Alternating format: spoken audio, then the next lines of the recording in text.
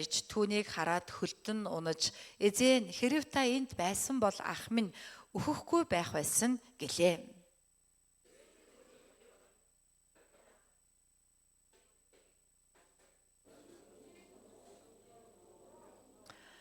Та нар түүнийг хаан тавьсан бэ гэхэд тэд түүнд эзэн ирээд үз гэлээ. Тэгтэл юудэчүүд тэр түнд ямар хайртай байсныг хараач гисгээж байлаа.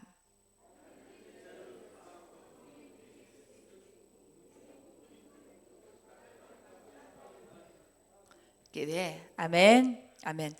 За өнөөдөр хамтдаа амьллын утга учир гэсэн сэдвээр эзний үгийг харъя.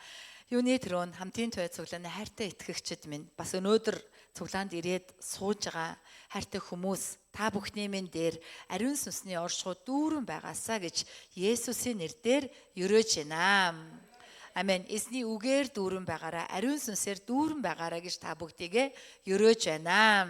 Амен. За яг л тийм ээ, эзний гайхалтай ивэл нэгүсэл дүүрээсэ. Бүгд хажуудлын үндэ хэлий та. Загалмай таны нулимсыг арчиж өгнө. Амен. За, загалмай таны нулимсыг арчиж өгнө. Эзний өмнө ирээд уйлдаг. Уйлах нулимстай байна гэдэг бол ерөөл юм аа. Та залбираад чин зүрхтэлс залбирахад таны нүднээс нулимс гарч тийм ээ. Тэр нулимсыг эзэн өөрөө арчдаг ерөөл байгаасаа гэж Есүсийн нэрээр дахин ерөөж байна. Хамтын туй цуглаанд үргэлж ийм боломж байдаг. Энэ юу вэ гэхээр encounter байгаа. Encounter-т ороод эзний загалмай өмнө очоод зүрх сэтгэлээ уудлаад нулимсаараа түүний өмнө очиход эзэн тэр нулимсыг арчиж тэр зүрх сэтгэлийг эдгээдэг байгаа. Яг эх 7 хоногт хамтын туй цуглааны ээлжид encounter болох гэж байна.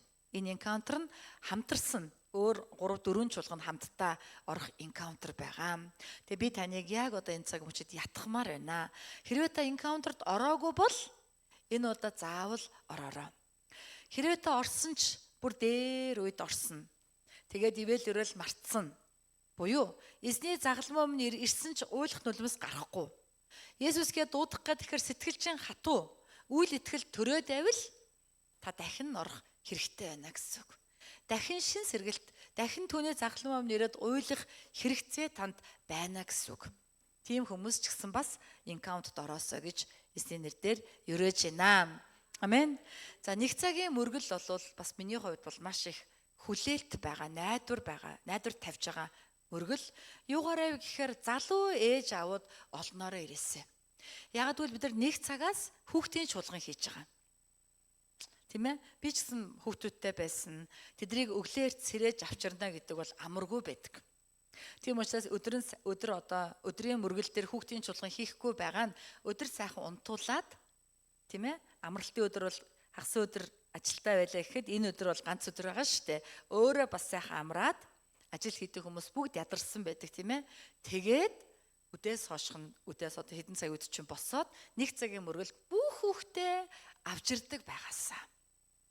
Тийм ээ? Нэг цаг болоход цуглаан залуу ээж авуудаар бас залуу хүүхдүүдээр хүүхдийн чуулганд дүүрдэг байгаасаа гэж би мөрөөдөж бас эзнээс гуйж хүүхдийн чуулганы цагийг өөрчилсөн байгаа. Амен оо. Амен. Нэг цагийн мөргөл мань тийм мөргөл байгаасаа өглөөний 10 цагт хүмүүс ирдэг. Тэднэрт би үнэхээр талархдаг, бурхан ч талархаж байгаа. Гэхдээ тэрнээс л чухал нь нэг цагийн мөргөл. Нэг цагийн мөргөл дээр та нар тийм ээ эргэн тойронд байгаа залуучуудыгаа залуу гэр бүлүүдийг урьж авчираараа гэж одоо хэлмээр байна. Амен уу. Хүүхдүүдээ сэрээгээ дагуулад, хүүхдийн цуглаанд оруулаад өөрөө мөргөл өргөөд үдээс хоших цагийг үр дүнтэй эзний өмнө ерөөлтөй өнгөрөөдөг залуу гэрүүлүүд Монголд олон байгаасаа гэж хүсэж байна. Тийм учраас хамтын туй цуглаан үдээс хоших мөргөл ба хүүхдийн цуглааныг эхлүүлж байгаа шүү. Тэгэхээр та нар маань утга учирыг нь бас гаргаараа гэж та нарыгаа ятгаж шүү. Амен уу. 17 дугаар зууны үеийн Францад амьдарч байсан алдартай зохиоч, улс төрч Виктор Гюго гэдэг хүн байдаг. Та нар сонсч байсан байх тийм ээ. Энэ хүн бол нулимсны талаар олон үгүүд хэлсэн байт юм байна. Тэрний нэг нь нулимс бол үгээр илэрхийлэх боломжгүйг илэрхийлэх сүнсний хэл гэж хэлсэн байна. Өөрөөр хэлбэл үгээр хэлэх гэхээр үг олдохгүй. Ийм үед нулимс өмнөөс нь ярьдаг. Нулимс гараад өмнөөс нь ярьдаг. Тийм учраас Бурхан бидэнд нулимсны сувг гэдэг юмыг өгч, тийм ээ? Бидний сүнсэнд шаналлаа гаргах сувг үлдээсэнд талархаад баршгүй юм аа. Өөрөөр хэлбэл нулимс гэдэг бол сүнсний маань сүүлийн дуу, сүүлийн гаслан байгаа. Тийм ээ? Тийм учраас өнөөдөр би таныг эзний нэрээр бас дахин ятгамаар байна. Амьдралын чинь булан тохой бүрт хунгарлсан цас шиг нулимс хунгарлсан байхыг үгүйсэхгүй маа. Та тэр нулимсаа хиндэж хамаагүй харуулдаггүй. Бас хиндэж хамаагүй нулимсны талаар тайлбар хэлдэггүй байж болох юм аа. Гэхдээ танд нулимсаа зайлшгүй харуулах ёстой нэгэн байгаа. Зайлшгүй хэлэх ёстой нэгэн байгаа. Тэр бол таны миний төлөө уйлсан Есүс юм. Есүс Бурхан байсан хэдий ч тэр уйлсан байдаг. Библиэлд Есүс инээсэн гэж байдаггүй. Харин Есүс уйлав гэж бид нар сайн уншлаа штэ. Ийм ишлэл байгаа. Есүс 2 удаа уйлсан. Хамгийн эхнийх нь Иерусалимийн төлөө уйлсан байдаг. Иерусалимыг хараад, тийм ээ, Иерусалима дахиа дэгдэхэнүүд далавчин дороо цуглуулдаг шиг, тийм ээ, би чамааг цуглуулах гэж ямар их зүдэр вэ? Ямар олон хүмүүсийг би явуулваа. Өөрлөө ус нийсний хүн бүрийг чулууддаг, устгадаг, өрөвдөлтэй Иерусалима гэж Есүс уйлсан байдаг. Бас тэрээр, тийм ээ, өнөөдрийн бидний үзэх өөр нэгэн амьлалт болох Лазарын амьлалтын өмнө Есүс уйлсан байгаамаа. Есүс үгээр хэлэх боломжгүй болоод л уйлсан байгаа. Хэлэх үг нь дуусаад Есүс уйлсан байгаа. Тэгвэл бид нар хамтдаа яагаад юм болоо гэдгийг өнөөдөр заавал сурах хэрэгтэй байна. Тэгээд бидэнд ч гэсэн уйлах газар байгаа шүү. Загалмай өмнө олбог байна. Таны сэтгэлд яг ийм загалмай бас ийм олбог байдаг байгаасаа. Тэгээд та тэр сэтгэлийнхаа загалмай өмнө ирээд эзний өмнө уйлдаг. Хиндэж хэлэх боломжгүй бүгдийг гаргадаг байгаасаа гэж эзний нэрээр юрэж байна. Өнгөрсөн эзний өдөр бол амилсан баярын өдөр байсан. Бид нар амилсан баярын дараагийн эзний өдрийг хийж чинь энэ эзний өдрийн үгээр Библиэлд байгаа өөр нэгэн амьлалт болох Лазарын амьлалт. Бас энэ амьлалтаа цуг урсгасан эзний нулимсыг эргцүүлэн бодож итгэлийн саваа амиллын шин уур амьсгалаар дүүргэсэн өрөөлтөй цаг байгаасаа гэж хүсэж байна. За өнөөдрийн Иохан 11-р бүлгийг бид нар бол ерөнхийдөө базаад үзээд явна. Та нар 11-ийг гаргаараа. Өнөөдөр бол нэлээд бас урт зүйлийн тухай ярих, урт олон ишлүүдийг харах хэсэг байгаа.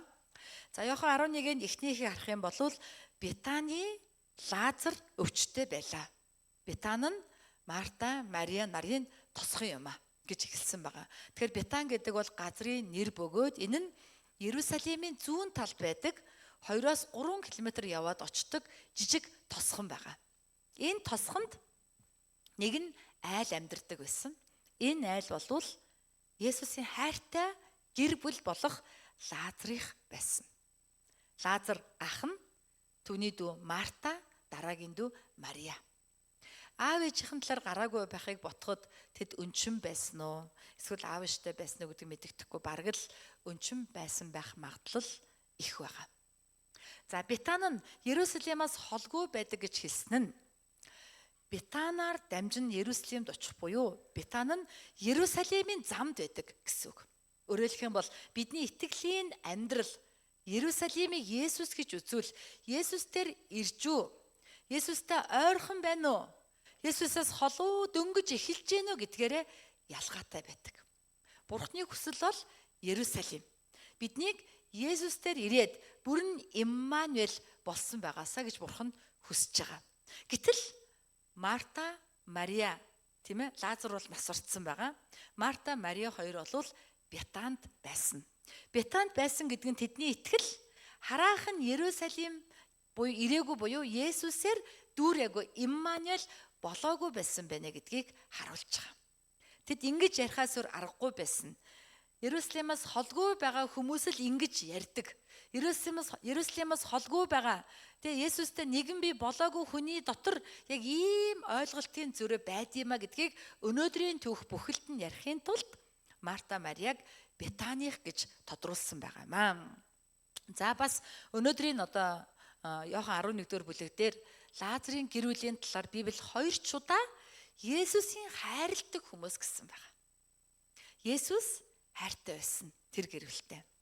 Энэ тэргээр ирж очих болгондоо Бетанаар дайрах болгондоо магадгүй Лазарын дэрдэг, хоол хэлгэж иддэг, Лазартаа нөхрөлдөг, буу хаалдаг, дүүнэр нь үйлчилдэг, сургаал номлолоо заадаг, тэд түүнийг сонсдог байсан гэдг нь тэд өнөө цагийнхаар бол христчэн байсан.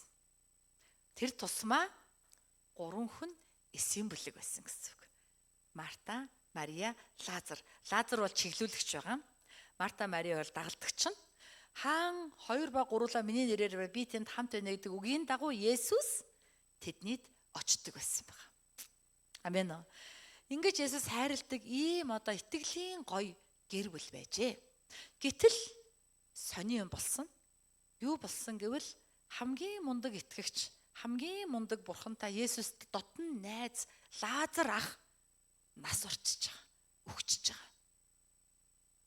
Ер нь бол итгэлийн хүний амьдрал, мундаг итгэгч хүний амьдрал заримдаа юм гай зовлон үхэл мэтийн асуудал тулгардаг. Тэр үе болгонд бид нар заримдаа сэтгэлийнхаа хаа нэгтээ яасан болоо. Бурхнаар зохиолч юу? Ямар гэм хийвэ? Ямар нүгэл үйлдээд ингэ шийтгүүлж байгаа юм болоо? Шийтгүүлж байгаа юм биш үү? Гэдэг бодлыг тээчих гээд байдаг. Тэгвэл өнөөдрийн Библи 2 удаа Есүсийн хайртай гэр бүл гэж хэлснээрээ энэ үхэл нь ерөөсөө шийтгэл бишээ. Буюу христчийн хүний амьдрал тохиолдог асуудал нь шийтгэл гэж үзэх боломжгүй зүйл юм а гэдгийг зааж өгч байгаа. Хашаа анхаараарай. Ямар нэгэн асуудал биднийг мундаг итгэгч байсан ч тохиолдно. Цуглаанд идэвхтэй явдаг бурхан тайртай, бурхантай хамт байдаг хүн байсан ч үхэл эрхийг өгөөсөхгүй. Дампуурл эрхийг өгөөсөхгүй, гэр бүлийн асуудал эрхийг өгөөсөхгүй, ужиг өвчин тусахыг өгөөсөхгүй. Солонгос нэг удаа ийм болсон. Нэг нь эмэгтэй ахлагч байсан. Насаараа өөрийн залбиралд явдаг. Өөрийн залбир Солонгост ер нь 5 цагаас болдог штэ. Тэр маш том хатуужил байдаг. Өөрийн залбир дандаа залбирдаг. Гэтэл нэг удаа өөрийн залбирал тараад явж агаад зам гарч агаад машинд дайрагтаад нас орцсон. Хүн болгоны дотор асуултын тэмдэг гарсан. Яасан юм болоо? Ямар гэм хийсэн бол ямар нүгэл үлдээд өгчих вэ гэж. Гэхдээ өнөөдрийн Библи юу гэж хэлж байгаа вэ? Тийм биш ээ. Энийг Есүс яаж харуулсан гэвэл Лазар өвдсөн гэдгийг сонсоод даруй Ерүсалим яваагүй. 2-3 км гэдэг бол ойрхон газар. Гэтэл Есүс түүнийг өвдсөн гэж сонссон ч хэрэгээр Ерүсалимд Бетан руу явахгүй Ерүсалимда байсаар л байсан. Тэгээд 2 хоног байжгаад нас орсныхын дараа л явж байгаа. Тийм ээ? Бетан руу явж байгаа байхгүй. Өөрөөр хэлбэл Есүсийн зорилго нь Лазарын үхэл байсан. Түүнийг өхөөсний дараа Есүс маш чухал зүйлийг заах гэжсэн учраас Лазар өөхөх нь Бурхны хүсэл байсан байгаа. Тэрэн шиг бид мундаг итгэгч байгаад Бурхан бидэнд хайртай байсан ч заримдаа бидний амьдралд асуудал бэрхшээл зовлон зөвшөөрдөг нь түүгээр дамжуулан Бурхан биднэрт илүү олон зүйлийг ярихыг хүсдэгт байгаамаа. Амен уу? Амен уу? Бидний Бурхан зүгээр байж байгаад хэнийг цогтөггүй, ямар ч төлөвлөгөөгүйгээр хэнийч амьдрал зовлон өгдөггүй. Бурхан бол туйлын хайр юм аа, хайр юм. Дагаад хэлээ да. Хайр. Бидний итгэлийн амьдралын өнгө нь Бурхан надад хайртай гэдэг ойлголт байх ёстой. Бурхан надад бүх цаг үед хайртай.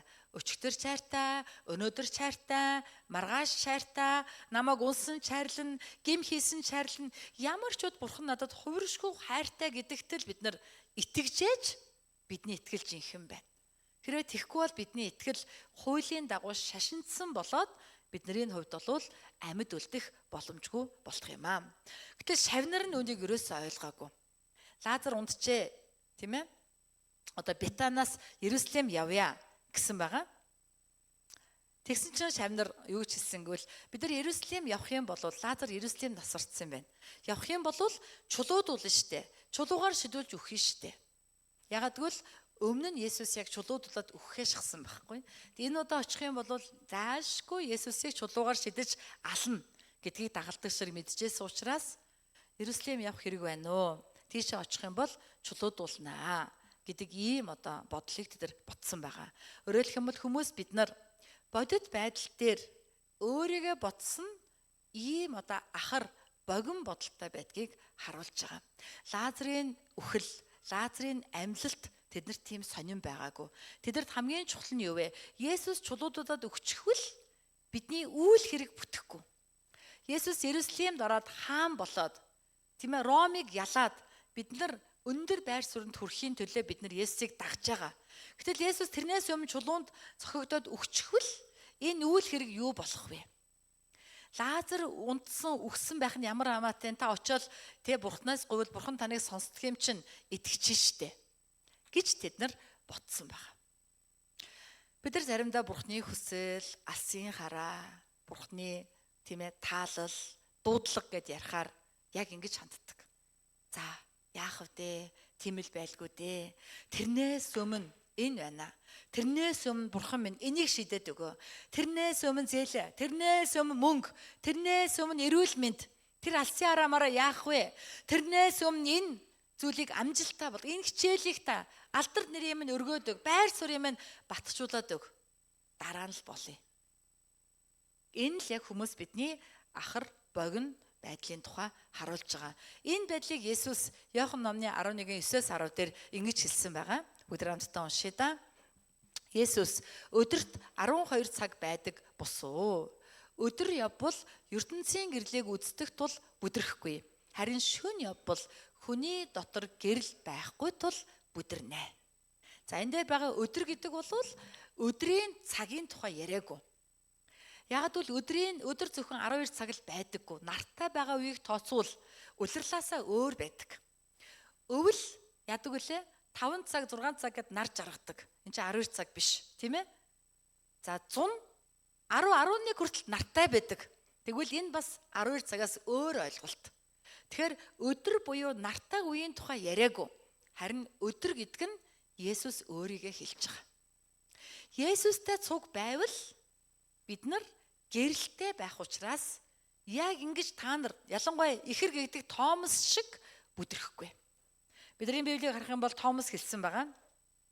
Энд дэр ингэж хэлсэн. Би та нарыг уншаад өгье да.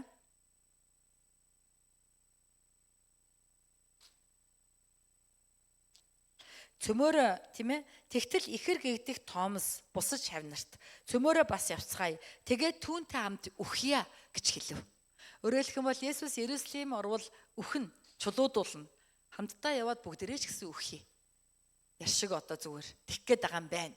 Гэж ингэж нөхцөл байдалд хандаж хүний ухаанаар хэлснийг Есүс бүдэрсэн гэж байгаа. Намайг битгэхгүй байна. Миний санааг ойлгохгүй байна. Хүнийхээр хандж байна. Бүдэрч байна. Харанхуй байна гэсэн үг. Би та нартай байгаад байхад та нар намайг гэрэл гэж таниагүй учраас бүдэрч байна. Хэрвээ та нар надтай цуг байвал миний санаа бодлыг бүрэн ойлговол нөхцөл байдлаа хараад бүдрэхгүй гэж Есүс хэлсэн байгаамаа. Тийм учраас бид нар өдөр болгоно ариун сүнстэй л дотно. Ариун сүнсээр л удирдуулж сурах нь номер 1 юм. Хажуудлын үндэ хэлдэ ариун сүнсээр удирдуулъя. Есүстэй дотн байя. Бүдрэхгүй байя. Амен. Тэгэхээр Есүс хэлсэн Лазар унтжээ. Сэрэхэр явъя. За 11-ийн 15 11-аас 15 дээр үнийг хэлсэн байгаа. За бүгд хамтдаа уншъя да.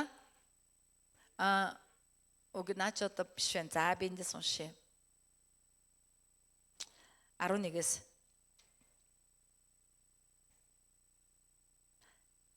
Ингэж айлцсныхаа дараа тэр тэдэнд бидний анд Лазар унтжээ. Гэвч би түүнийг нойрноос нь сэрэхэр явна гэхэд шавнар нь түнд эзэн хэрв унтсан бол тэр эдгэн гэвэ. Энэ үгийн цаана та очиод түүнийг сэрээчихнэ, эдгээчихнэ гэсэн санаа явж байгаа. Зүгээр л ухаангүй байна гэж ботсон байгаа. Есүс Лазарын үхлийн тухай альцсанаж харин тэд түүнийг унтаж амрах тухай ярьж байна гэж боджээ. Шавнар нь ингэж утсан. Тэгтэл Есүс тэдний шуутган Лазар өгсөн. Та нарыг итгүүлэхийн тулд тэнд байгаагүйдээ би та нарын төлөө баяртай байна. Харин одоо түн рүү явцгаая гэвэ. Тэгтэл ихэр гэгдэх Томас бусад шавнарт цөмөөрө бас явцгаая. Тэгээд түүнтэй хамт үхье гэлээ. Өөрөөр хэлэх юм бол тийм ээ, Лазарыг унтсан гэж хэлсэн чинь итгээгүй. Тэгэхээр шууд үхсэн гэж хэлсэн. Тэгэхээр христчин хүмүүсийн хувьд үхэл тэнцэх нь юу гэж бодож байна? Унтах. Үхэл тэнцэх нь унтах. Дагаад хэлээ да. Үхэл унтах. Өөрөлдөхөм тийм учраас Есүс Лазарыг унтсан гэчгээд ойлгохгүй болохоор нь үхсэн гэж тодруулж байгаа.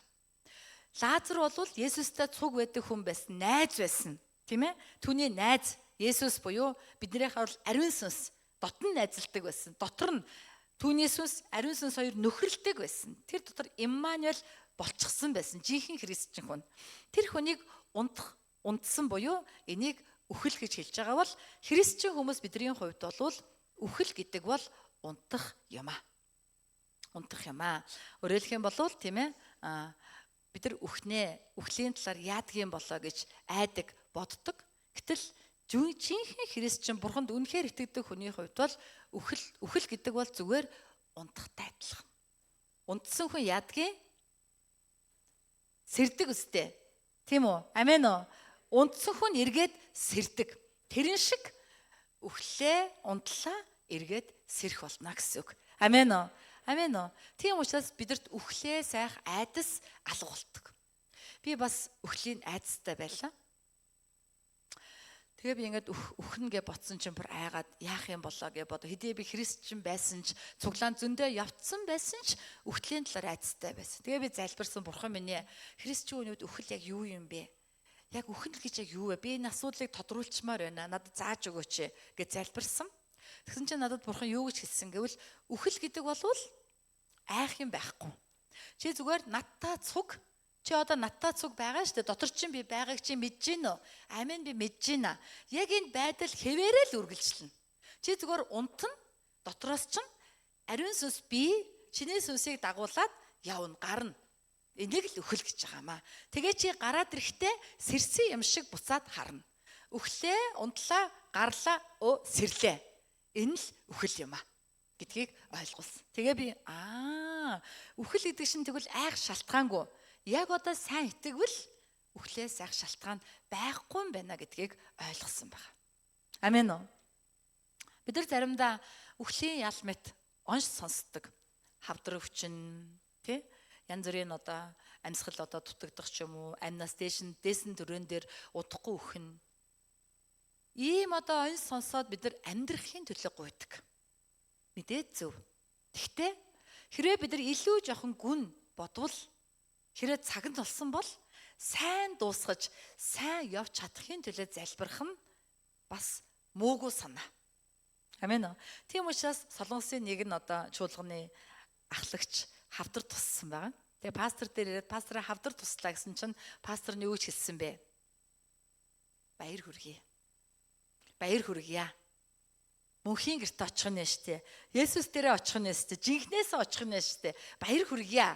Сайн өхөрэй гэж хэлсэн баг. Бид нар үнэхээр амьллын талаар амьсан баяр гэдэг чинь зүгээр баяр болоод өнгөрөхийг ярихгүй. Амьлал гэдэг зүйл бид нар баярлдаг бол тэрийг яагаад баярлж байгаагаа мэддэг. Тэгээд энэ нь миний амьдрал дээр хэрэгждэг байж ээж баяр болно. Тийм учраас бид энэ амьлсан баярын дараа амьллын талаар илүү тодруулахыг хүссэн байгаамаа. Тийм учраас тийм ээ Лазар одоо нойрсжээ, унтжээ, түүнийг сэрээе гэж Есүс хэлсэн. Тэгээ бүгдээрээ дагалдаг чинь сайн ойлгоогүй ч гэсэн Есүсийг дагаад явсан. Тэгээ хурч ирээд Мартад хэлсэн. Тийм ээ? Марта урдаас нь утаж гарч ирээд хэрвээ та эзэн минь энд байсан бол ах минь өхгүй байлаа штэ гэсэн чи Есүс хэлсэн. Ах чинь амьлна. Тэгэнгүүт Марта эцсийн өдрийн амьлал түүнийг амьлахыг би мэднэ гэж хэлж байгаа. Тэгэхээр Мартагийн энэ үг заримдаа бидний итгэлтэй адилхан. Өөрөөр хэлбэл бид нар амьллын тухай юу гэж боддог вэ? Саяны миний ярьсан шиг би явж агаад өглөө тэгээд шилжээд амьдрна. Тэр үед л мөнх ам эхлэнэ. Тэр үед л амьдрнаа гэж бодож байгаа бол энэ нь өнгөцөх нь. Мэдээж энэ зөв. Гэхдээ энэ өнгөцөх нь ойлголт.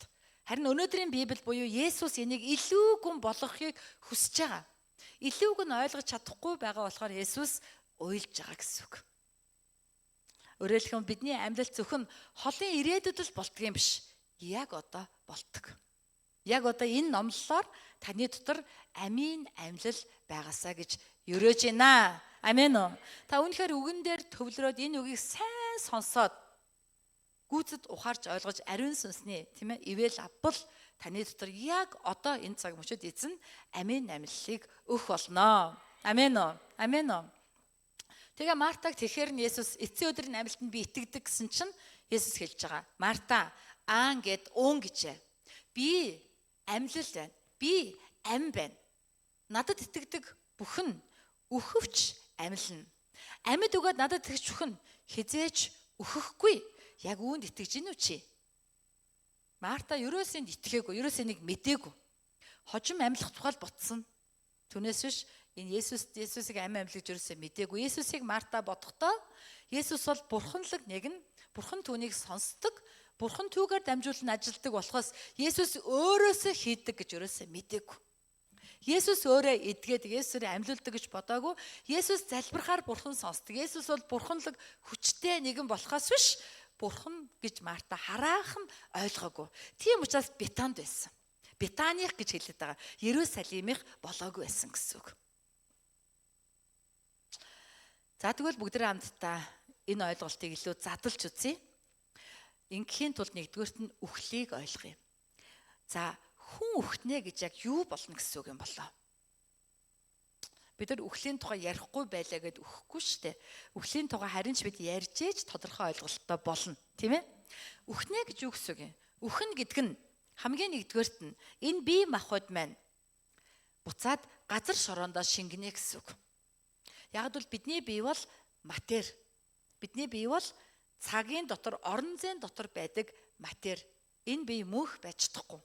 Энэ бол хязгаартай, тийм ээ? Энэ биений маань одоо илэгдлийн одоо хэрэглээний хугацаа бол 70-80 жил. Сайндаа 120 жил. Бүх юм сүзэгдэл термодинамик буюу энерги хуулийн дагуу мууддаг, хуучирдаг, хэрэглэх тусам хуучирдаг. Тийм учраас бид нар хэрэгжилж байгаа юмас бүгд муудна. Хувцас муудна, iPad муудна, энэ балт дуусна, энэ дэвтэр урагдан, шарлна, тий? Мараалын нэгдэлд ороод бүх юмсууд энерги алдаж, хэлбэрээ алдаж мууддаг. Тэрэн шиг махбод ч гэсэн мууддаг. Тийм учраас бид нас явах тусам хөгшөрдөг, унждаг, үрчийдэг, өвдөж эхэлдэг. Энэ бүхэн чинь яаж байгаа вэ? Мараалын идэгдэлд орж байгаа, дуусж байгааг нь шинж. Энэ бие бол хизээч үрд мөх юм биш учраас энэ бие маань энэ ертөнцтэй цуг газар шороондоо шингээд дууснаа. Тийм учраас би дуусах биеийн төлөө амьдрах нь хоосон болчихж байгаа байхгүй юу? Удахгүй дуусчих юмны төлөө амьдраад байна гэдэг нь хоосон болчихж байгаа. За тэгвэл бидний биеийн дотор бидний одоо хамгийн чухал хэсэг болох оюун ухаан байгаа. Ухамсар. Бидний сэтгэл, мэдрэмж байгаа. Энэ бол нэг цул хэсэг. Сэтгэл, оюун, мэдрэмж бол нэг цул. За бидний бие үхлээ. Оюун санаа ухамсар маань биеэс гарангуудаа яг уур манан шиг ууршаад сансар огторгуугаар дүүрэн байгаа энерги долгионлууд шилжээд сарниад алга болдог. Сэтгэл, оюун, мэдрэмж гэдэг бидний хамгийн тод мэдэрдэг хэсэг бид нар үхмэгц сарнидаг, алга болдог. Энэ бол бас бидэрт үлдэхгүй. Тэгэхээр бидний дотроос бие маань алга болох юм байна. Оюун санаа ухамсар сэтгэл мэдрэл маань алга болох юм байна. Тэгвэл юу үлдэх юм? Бидний жинхэнэ сүнс үлдэнэ. Бидний мэдэрч чадахгүй байгаа сүнслэг хэсэг маань үлдэнэ. Энэ хэсэг маань биеийг алга болоод оюун санаа алга болохоор энэ хэсэг маань бурхан руу очдог. Өөрөөр хэлбэл энэ сүнс хэний ч сүнс өгдөггүй гэсэн үг. Үл итгэж хүний сүнс өгөхгүй, итгэж хүний сүнс ч өгөхгүй, бүх сүнс үрд мөхийн амьтаа. Тэр сүнс нэг л үүссэн бол хизээч өгдөггүй. Гэтэл бид нар яагаад заримдаа сүнстэйгээ мэддэггүй юм бэ? Бидний төрхөөс бидний сүнс бидний дотор унтаа төрдөг. Унтаа буюу үхмэл төрдөг гэсэн үг. Амьд бол сэрээгүй байдаг. Тэгээ бурханд мэдээгүй, бурхан Есүс Христийг мэдээгүй хүмүүс энэ чигтээ байсаар байгаа 70-80 жил болонгууд бие нь алгуулаа, сэтгэл нь алга болохоор сүнс нь унтаа чигтээ мөнхийн ял руу, шийтгэл рүү, харанхуй руу шилжиж тэнд үрд мөнхөд зовдөг. Тийм учраас Бурхан бидэнд боломж өгөхийн тулд биеийн доторх амьдралыг зөвшөөрсөн байдаг. Бид өөрийн дураар энэ амьдралыг зогсоох ёсгүй. Эзний цаг болтол бид нар амьдарч тэр амьдарч байхдаа эзнийг танин мэдэж тийм ээ түүнийг өөртөө авах хэрэгтэй юм аа. Тийм учраас амиа хорлох хамгийн том нүгэл хамгийн аимшигтай зүйл хизээч бодож ч болохгүй хийж ч болохгүй энэ талаар өчөөхөн төдийч бодлыг өөртөө зөвшөөрөх ёсгүй. Бид бол амьдр гэдэг тушаалтаа. Учир нь бид нар сүнснийхаа төлөө энэ дэлхий дээр бүх чалаар амьдарч түүнийг мэдэх ёстой юм аа. За ингээд одоо сүнс маань биеэс гарлаа. Тэгвэл энэ сүнс маань Иохан номны 5 дугаар бүлгийн 28-аас 29-дэр ингэж хэлсэн байгаа. За би танарт хэлээд өгье. За үгийн солиод өгөөрэй. Иохан 5-ын 28-аас булшинд байгчид түүний дууг сонсох цаг ирж байгаа бөгөөд ирчгээд байна. Сайныг үлдсэн нь амийн амьдлал руу, муу муухайг үлдсэн нь ялын амьдлал руу гарна. Өөрөөр хэлэх юм бол хүмүүс бид нар нас барахдаа бидний сүнс хоёр газар руу явна. Нэг нь амийн амьдлал руу, нөгөөх нь ялын амьдлал руу. Бие маань байхгүй, сэтгэл оюун байхгүй, зөвхөн сүнс маань нэг бол амийн амьдлал руу, нэг бол ялын амьдлал руу явдаг. Амийн амьдлал гэдэг нь бидний яриад байгаа Тэнгэрийн улс, диваажин, үрд мөхийн амьдрал гэж үзэж байгаа. Ялын амьдлал гэдэг нь там, шийтгэл, үрд мөхийн үхэл, үрд мөхийн зовлон. Гол нь энийг бид нар дуусгаж чадахгүй. Цаашдаа үлдсэн бүх өдрүүдтэй яг л сүнс маань тийм одоо байдал дотор нэг бол тарчлан зовно, нэг бол мөнхийн одоо баяр хөөр дотор амьдрнаа.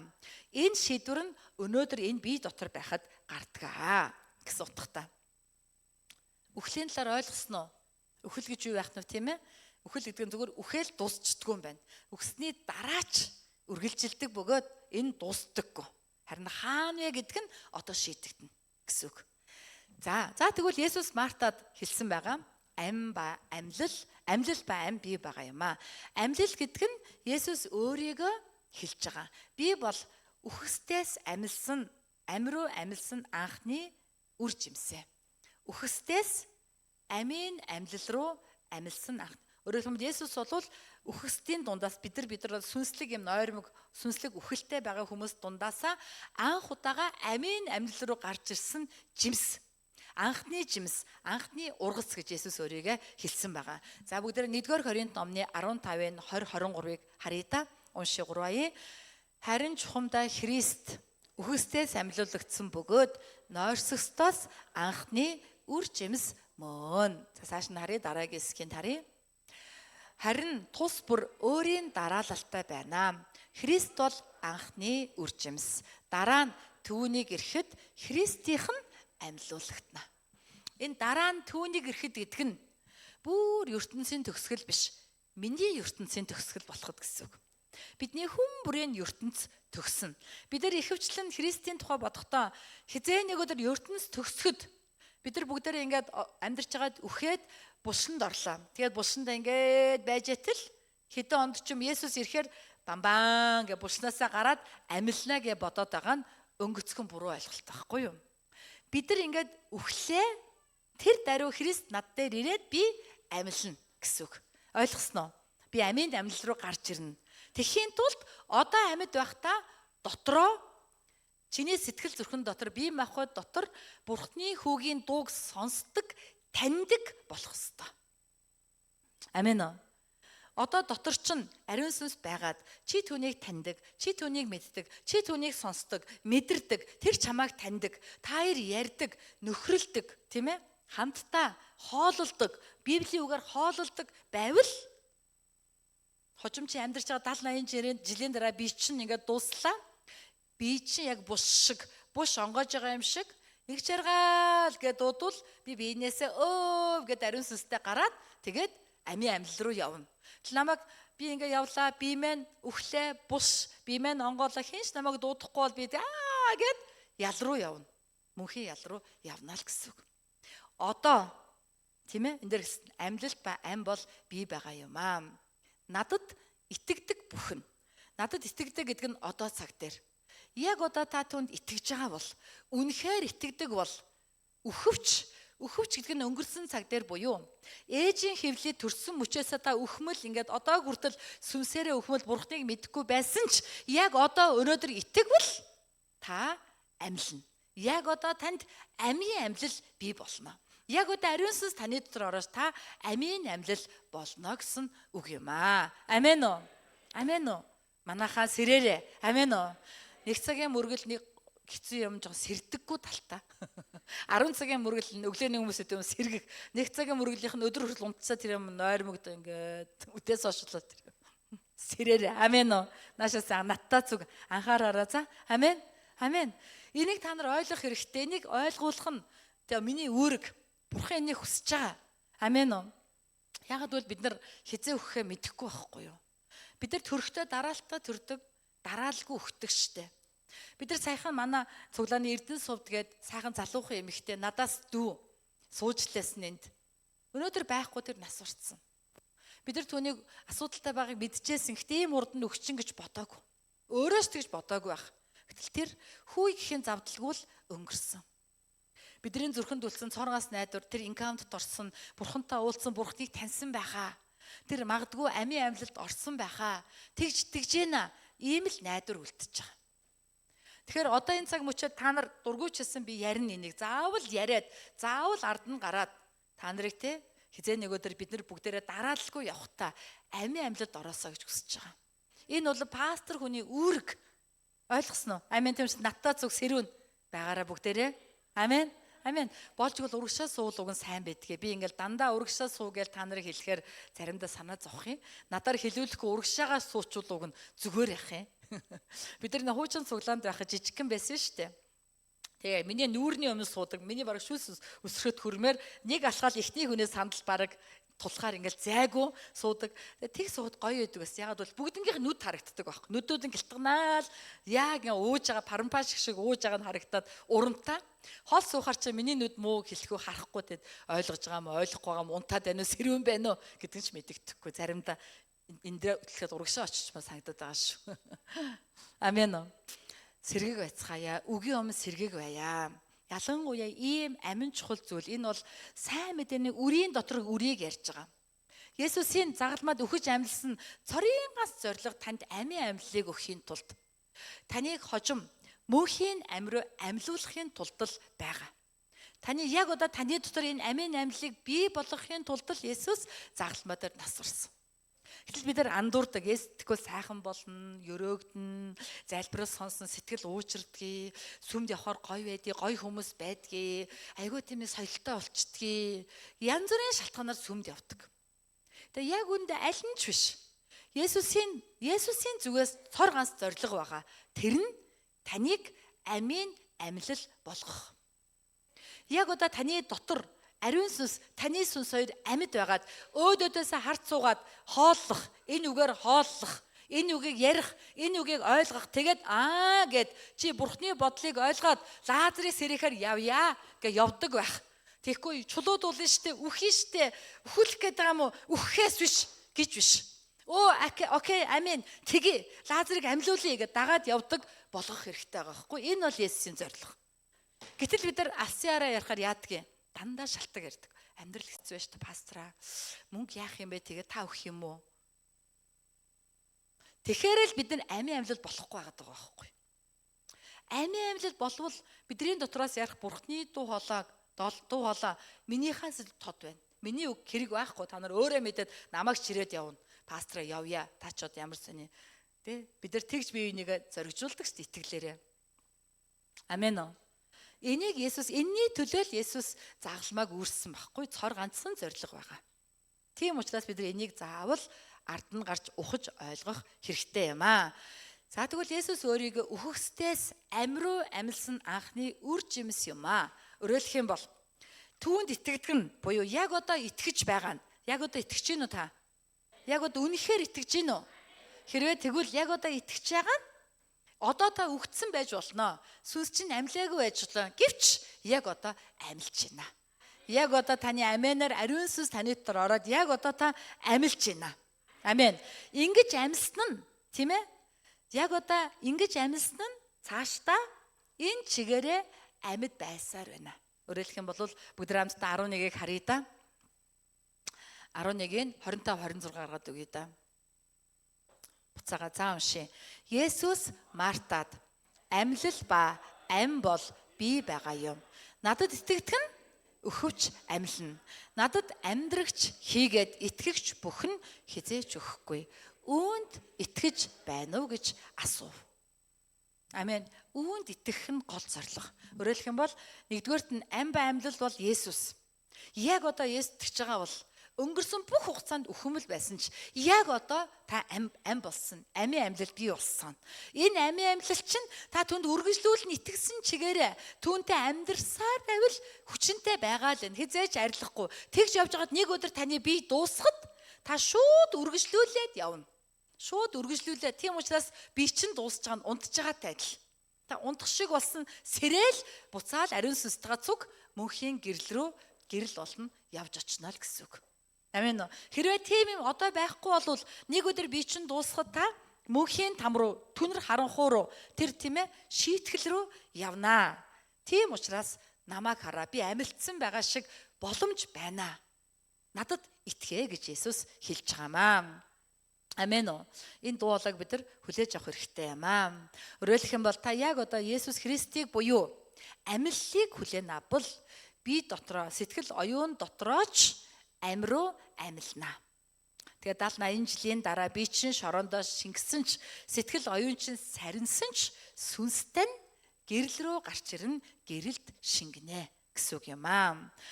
Та хэрвээ ингэж хүлээж аваагүй бол яг одоо ингэж итгэхгүй байвал яг одоо та итгэл дотроо бүдэрсээр байвал та юу хийсэн ч байсан. Та юу ч хийгээгүй байсан.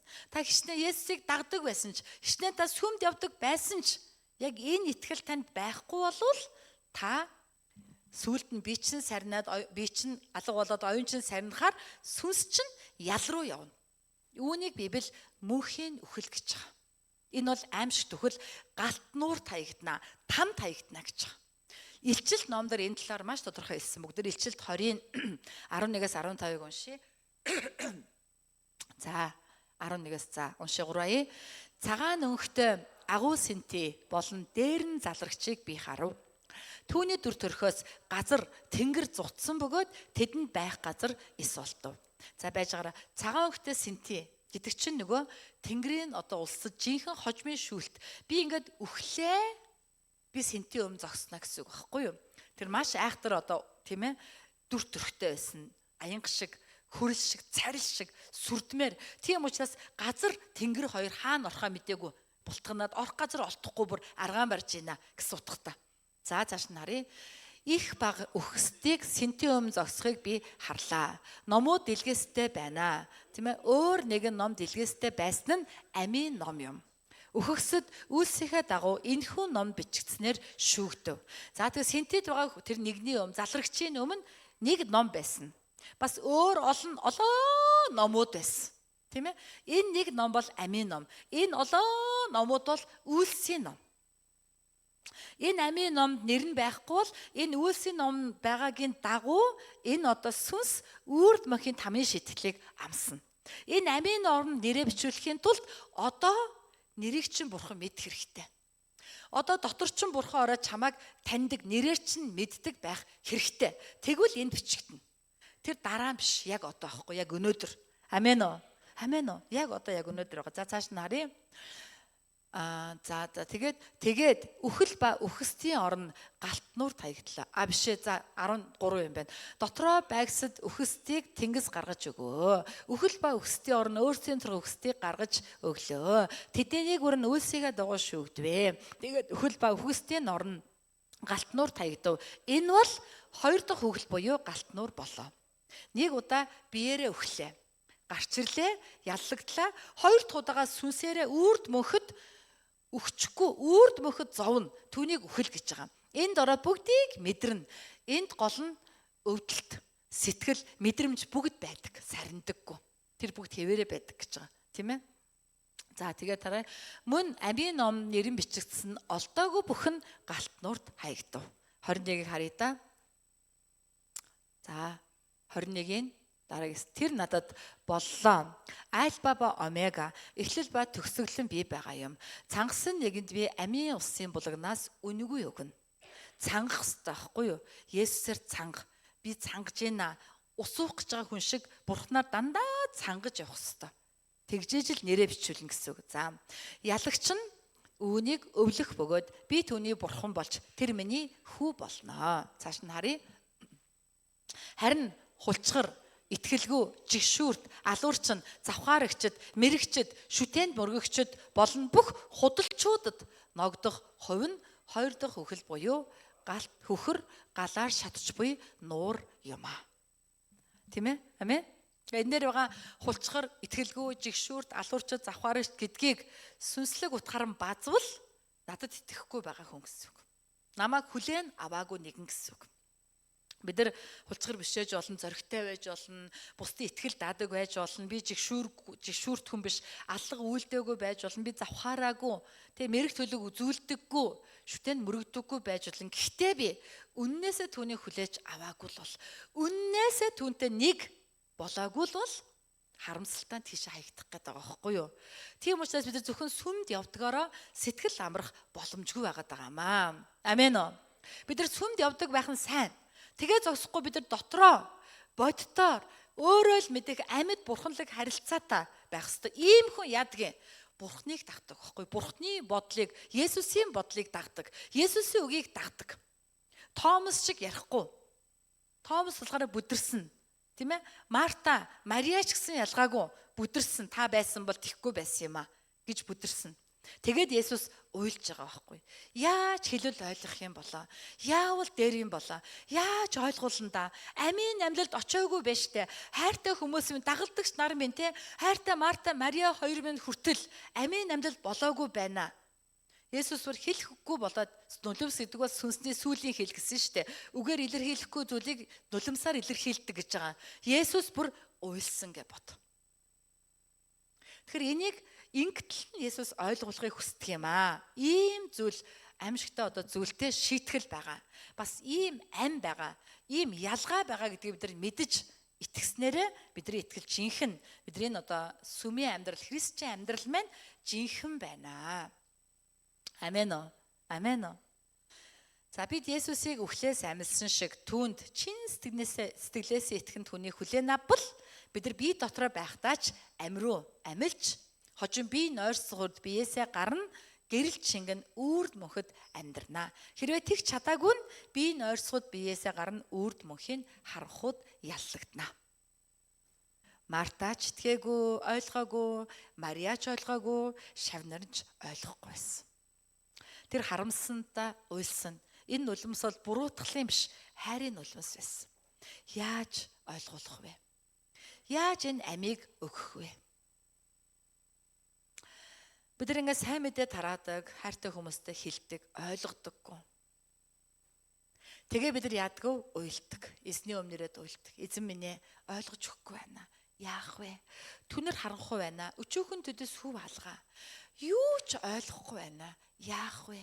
Туслаач эзэн минь. Туслаач. Тийм ээ? Энэ бол яг л адилхан сэтгэл. Есүс яг л тийм хайрын сэтгэлээр уйлж байгаа.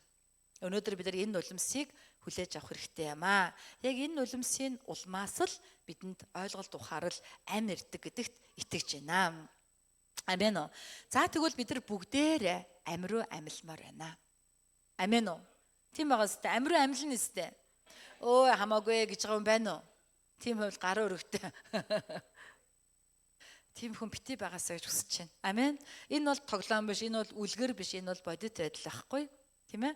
Магадгүй анхудаа ирсэн хүмүүс маань өнөөдөр нилээн сайн мэдээний дотор байдаг юмтай нүрт тулж байгаа.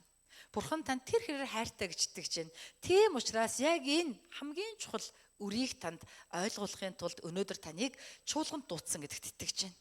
Амен уу? Амен. Та нар маань үнэхээр эзний үгийн юм байгаад дотор чинь жинхэнэ нөхөрлөл байхын тулд залбирах хэрэгтэй. Иохан номны 5 дугаар бүлгийн 28-29 дээр хэлсэн байгаа.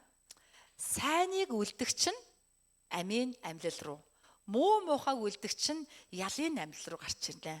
Ерөөсөө энэ дээр ганцхан юм байсан. Сайныг үлд, тэгвэл амийн амьлал, муу муухайг үлдэл ял руу. Тэгин гол сайныг үлдгийн гут бид нар яадаг вэ? Сайн үйлс хийя. Хүмүүс туслая, хоол өгье, үзлэг хийж өгье, тэ? Янз бүрийн гой сайныг хийгээ боддог. Гэхдээ манайхаа тэр сайн үйл биш. Тэрний тухай ерөөсөө яриаггүй. Библиэлд байгаа сайн нь өөр. Библиэлд Бурхныг л Есүсийг л ганцаарнгийн сайн гэсэн байгаа. Нааш анхаар та. Сайн муугийн мэдлэгийн модны жимсээ гэдэг хүмүүс нүгэлтэй болсон. Энэ нүгэл нь сайн мууга өөрөө шийддэг болохыг хэлж байгаа. Миний бодлоор энэ сайн, миний бодлоор энэ муу гэж бодвол бид нар нүгэлтэй болцсон байна гэсэн үг. Бурхны бодлоор энэ сайн гэвэл амен гэд дагвал, Бурхны бодлоор энэ муу гэвэл амен гэд хийхгүй байвал бид нар зөвхт мөн чанартаа жинхэнэ итгэгч, сайныг үйлдэгч болсон гэсэн үг. Амен уу. Сайныг үлднэ гэдэг нь ариун сүнс дотор ч нь орж ирээд Библийн үгийг унших үед чинь танд яриад, ойлгуулад, Бурхны хүслийг хүлээж аваад тэрийг энэ сайн нь байна гэж итгээд хэдийгээр таны бодлоор арай хэцүү, буруу, зөндөө шалтгатай чулуудуулж өгнө, зөндөө хохирол амсна гэж ботсон ч энэ бол сайн байна гэж итгээд түүнийг дагаад амьдарч байгаа хүнийг Библи сайныг үлдгэждэг гэж байгаа. Ийм хүн биеийн дуусахад шууд амь руу гарч ирнэ. Ягаад гэвэл тэр сайныг үлдэхэд аль хэдийн дотор нь амийн амьлал бий болсон байгаа гэсэн үг. Гэтэл тийм ээ Бурхны сүнс пастраар дамжуулна. Эсвэл дотроос ч ятгаад байхад, яриад байхад ойлгохгүй, хүлээж авахгүй, бүдрээд түүний эсэргээр нь хийгээд байвал, өөрийнхөө бодлоор яваад байвал Бурхан юу гэж харах вэ? Муухайг үлдэж байна. Худалч, жигшүүрт, алуурчин, завхай, үзмэрч, тийм ээ? Одоо өөрсдөө шүтдэг гэж тооцно гэсэн үг. Тэгээд ийм хүн хожим биеэсээ гарахтаа ял руу, харанхуй руу орноо. Амен уу. Манайхаа сэрээрээ. Амен. Амен уу. Сэргийг байцгаая. Би та нарыг үнэхээр би өөрөө ч бүрэн аврагдсан гэж хэлэхгүй. Би өөрөө ч ялгаагүй энэ доо хүмбэр тийм байгаас амийн амьлал болсон байгаас яг одоо дотроо ариун сүнстэй таны сүнс цуг байдаг байгаас. Тэр ариун сүнс дотор ч нь байвал тодорхой чамд ярина. Чи түүний өмнө үгүй гэж хэлж чадахгүй. Чи түүний дуулаг сонсоод, түүний номлолыг сонсоод, түүний үгийг уншаад, дуулаг нь сонсоод, ятгалгийг нь авбал чамаас yes, окей гэдэг зөвлөл гарахаас аргагүй байдаг. Хэрвээ чи бүрэн ойлгож хүлээж авсан бол. Хэрвээ тгээгүү болвол өөрийнхаараа л явна. Өөрийнхаараа явж байгаа хүнийг хинч бурхан ч яаж чадахгүй. Яг бол бурхан бид нар чөлөө тухамсар өгсөн. Искаратийн Юдаст Есүс бүр талах дүрээд ингэсэн шүү дээ. Энэ аяган надтай цуг гар дүрэгч нь намайг мэхлэнэ гэд хоёулаа гараа зэрэг дүрсэн. Би биш үстэй багшаа гэсэн чинь чи мөн гэж хэлсэн. Энээс л тодорхой яаж хэлэх вэ? Ингэж тодорхой ойлгуулсан ч Юдасын дотор аль хэдийн түүнийг зарах бодол сайн дураараа өөрөө бодож байсан болохоор тэр бодлоор явсан байхгүй. Тэр бодлыг Есүс ч нугалж чугалж чадаагүй гэсэн үг. Тийм учраас бидний одоо хийх ёстой зүйл юу вэ? Есүсээр автоматар гэж ирээд таныг удирдахгүй. Таны дотор шийдвэр байх ёстой. Би ариун сүнсээр амьдрья. Түүнийг сонсё. Түүний сайн гэж байгааг би сайн гэж үзээд дагъя. Өнөөдөр намайг ингээд ах шиг байна. Би энийг яг хийнэ. Энийгээр амьдрнаа гэдэг энэ шийдвэрийг та өөрөө гаргаж иж сайныг үлдэнэ. Бидний андуурдаг бурхан өөрөө намайг хийлэгчин гэж боддог. Үйлдүүлчих байх оо. Бурхан өөрөө үйлдүүлчих юм чинь. Үйлдүүлэхгүй л байна. Тэгвэл дураараа явж илээ. Тэгж жаад үйлдүүлэх байлгүй дээ. Үгүй тийм байхгүй. Та өөрөө сайн дураараа ариун сүнсийг сонсоод шийдвэр гаргаж иж сайныг үлдэнэ. Тэгэхгүй бурхан хүчээр албаар муу юм хийдэг хүнийхтэй би бурхан чинь байна гэд эргүүлээд хийлэгдэхгүй маа. Амен уу. Бурханы замаар явж байгаа хүмүүс мэдээж бурханаар удирдуулдагч цаана дандаа сайн дурын шийдвэрүүд байдаг. Хүлээ авалтууд байдаг. Дуудлага дагах тэр халуун сэтгэл ухамсар байдаг. Тэрэн дээр бурхан ажиллаж байгаа. Тэгхгүйгээр энэ боломжгүй. Ойлгосноо? Амен уу.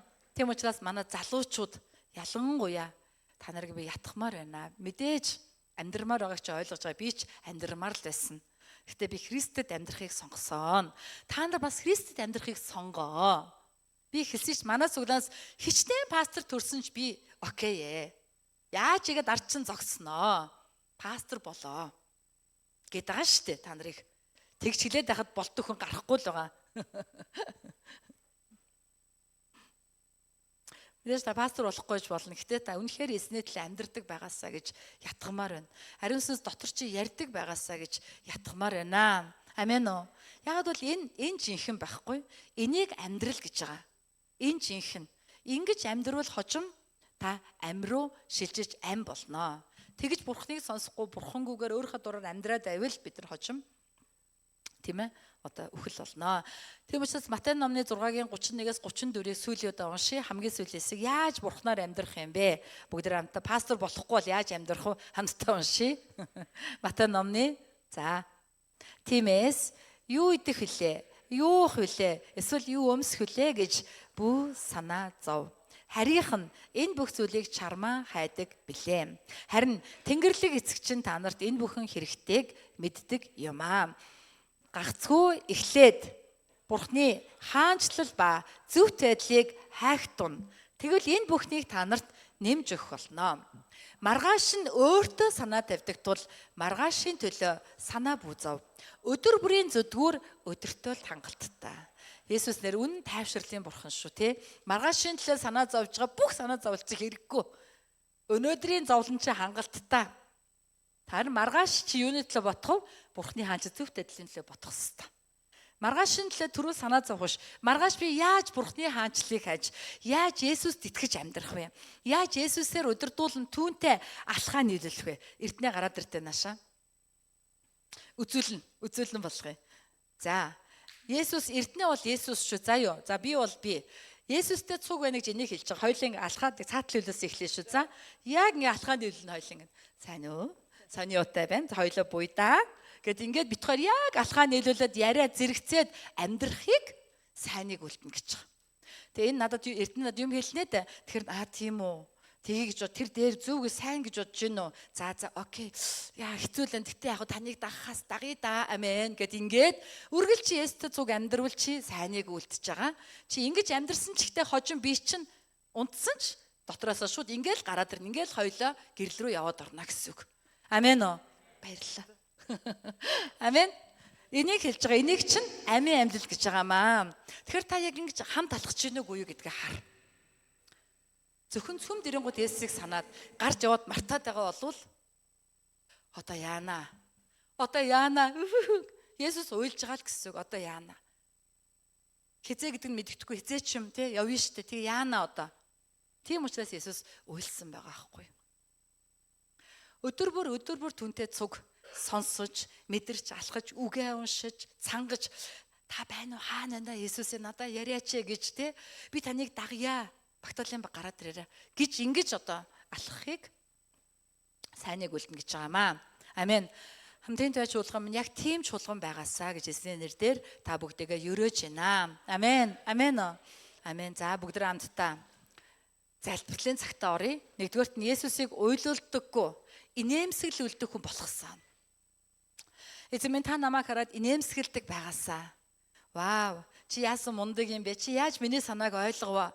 Яг миний хүснээр хийж шүү. Би чамд ингээл сайн байдгээ. Би чамайг өрөөхгүй байж яахан чадах вүлээ? Би чиний гуйлтыг сонсохгүй байж яахан чадах вүлээ? Учир нь чи намайг дандаа баярлуулдаг шүү дээ гэж эзэн чамд хэлээсэ. Би тийм хүн болмоор байна эзэн. Намайг тийм хүн болгож өгөөч гэж залбирцгаая. Амен. Тийм хүн болохыг хүсвэл та тийм хүн болно л гэсэн үг. Та хүсэхгүй байгаа учраас болохгүй байгаа байхгүй юу гол нь. Амен уу? Андаргаа? Амен уу? Хүслээ? Хонгороо? Амен уу? Баярмаа? Амен уу? Наранслага амен биз? Амен шүү. Амен. За бүгд хамтдаа тийм хүн болохын төлөө хамтдаа залбирая. Энэ дэлхий бартаата магтаалыг дуулаад хамтдаа энэ залбирлыг эзэн дөргийн гэрлээ багсгаад өгөөрэй. Хамтдаа